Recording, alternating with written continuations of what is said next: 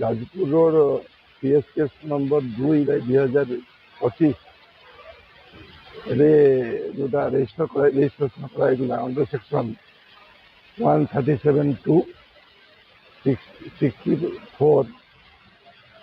64(2)(m) ଆଉ read ହେଉଛି section 6 of the POCSO act. ଆଜି ତାର ଫଳ ପ୍ରକାଶ ପାଇଛି।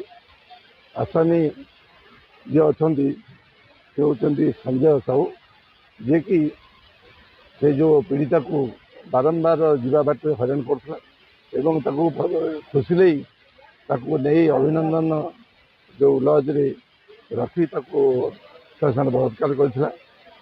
ତାପରେ ବିଭିନ୍ନ ତାର ଫଟୋକୁ ନେଇ ଭାଇରାଲ କରିବ ବୋଲି ଧମକେଇ ବିଭିନ୍ନ ସମୟରେ ସେ ହୋଟେଲକୁ ସେଇ ହୋଟେଲକୁ ନେଇକି ତାକୁ ବାରମ୍ବାର ଶାରୀରିକ ସମ୍ପର୍କ ଜବରଦସ୍ତି ତାକୁ ରେପ୍ କରିଥିଲା। ଆଉ ସେଥିରେ ଆଜି ମାନ୍ୟବର ଅଦାଲତ ପୋସ୍କୋ କୋର୍ଟ ତାକୁ ଦୋଷୀ ସାବ୍ୟସ୍ତ କରିଛନ୍ତି ଏବଂ ଦୋଷୀ ସାବ୍ୟସ୍ତ କରି ଆସାମୀକି 20 ବର୍ଷ ଜେଲ୍, 5 ଲକ୍ଷ ଟଙ୍କା ଜୋରିମାନା କରିଛନ୍ତି।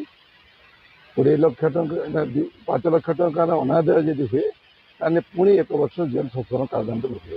ଏ 25 ମସିହାର ଘଟଣା ବହୁତ ଶୀଘ୍ର ଡିସ୍ପୋଜାଲ୍ ହେଇଛି ଏବଂ 13ଟି ସାକ୍ଷୀ ଏଥିରେ ଆମ ତରଫରୁ ସରକାରଙ୍କ ତରଫରୁ ଦିଆଯାଇଥିଲା ଏବଂ ସେମାନେ ମଧ୍ୟ ଅଦାଲତ ତରଫରୁ 3ଟି ସାକ୍ଷୀ ଦିଆଯାଇଥିଲେ, କିନ୍ତୁ ତାଙ୍କ ଆମ କେସ୍କୁ ଆମେ ଠିକ୍ ଭାବରେ ପ୍ରମାଣ କରିବାରୁ ଅଦାଲତ ଆଜି ଶାସ୍ତି ହେଇଛି।